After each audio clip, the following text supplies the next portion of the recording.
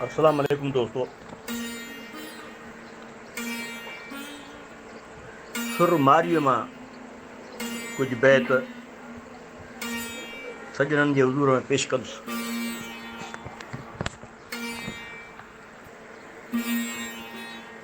साईं मारी मुंहिंजे वतन सिंध जे थर वारे इलाइक़े जी नियाणी हिकु औरत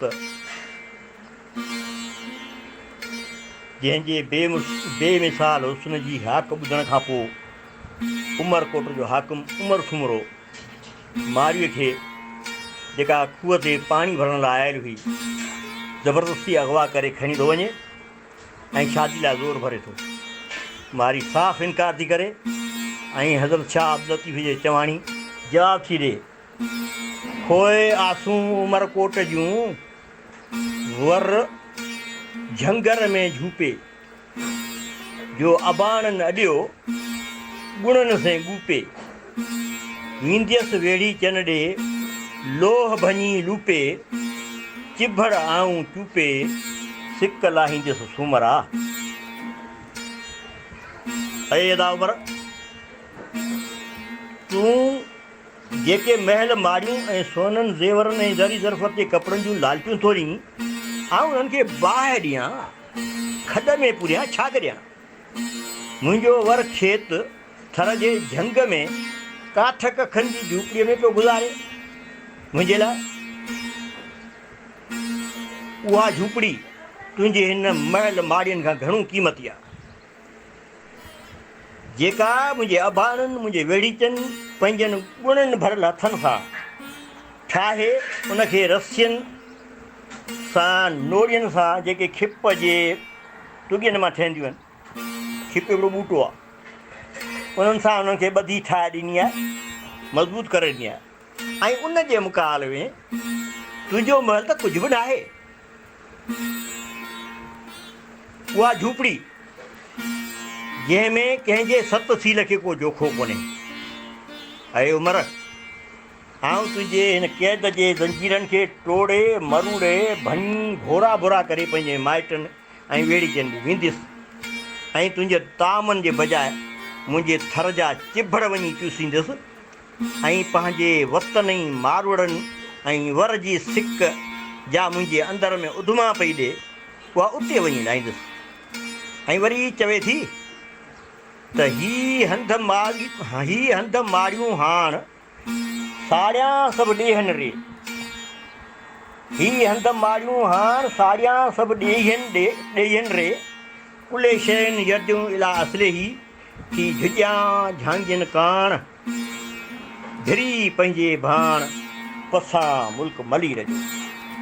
हिते झिॼण लफ़्ज़ जी माना हंजूं हारे रोअण ऐं कुले शयुनि यर्जूं इला असली, माना इहो हर का शइ पंहिंजी असलियत ॾांहुं मोटे थी। इहा हिकिड़ी अरबी चवणी आहे, इहा अरबी चवणी बि न आहे पर सूफ़ियुनि जो चवणु आहे। अरे उमर, तुंहिंजा ही महल माड़ियूं मूंखे असुल नथा वणनि, जे वस में हुजेमि त इन्हनि खे बाहि ॾेई साड़े खाक करे छॾियां, जिन मूंखे पंहिंजे झांगीरनि खां जुदा कयो आहे। पर सूफ़ियुनि जे चवण मूजिबि हर शइ पंहिंजी असलियत ॾांहुं मोटी ईंदी, इन ते मुंहिंजो ईमान ऐं कामिल यकीन आहे ऐं आस अथमि त पंहिंजे भाण, पंहिंजे हंधि, पंहिंजे वतन, पंहिंजे माग मलीर में वञी उन्हनि खे अखियुनि सां ॾिसां। वरी उमिरि जे ज़री ज़रफ़त वारनि कपिड़नि आछण ते इहे थारेली केतिरणी वराणेसि थी त नंगा आहियूं निंगिया असीं मारू लोक, थर खे भायूं थोक, जो ढक ढाटीअड़नि जो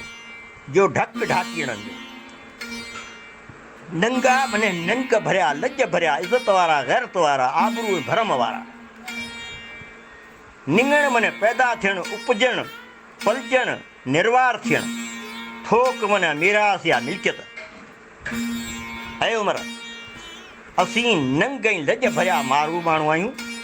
सॼो थर असांजो थोक आहे, मीरास आहे, छो जो उते असां ढाटीअड़नि जो उहो ढक आहे जिते असां जूं इज़तूं ऐं असमतूं महफ़ूज़ आहिनि।